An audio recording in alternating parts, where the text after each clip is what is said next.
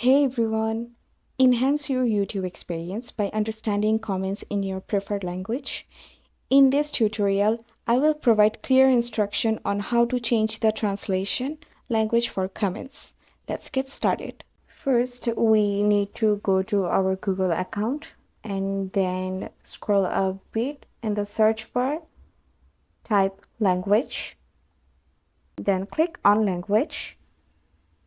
Now, here you can see preferred language where you can add your native language. Then turn off automatically add language. Now you can see other languages here. I'm also deleting this. You might have other languages as well. Just delete them, only keep your preferred language. So that's how you can translate your YouTube comments only in your native language. Another important note, which is it might take 1 or 2 days to change. If it doesn't change, don't worry. After 1 or 2 days, it will be solved automatically.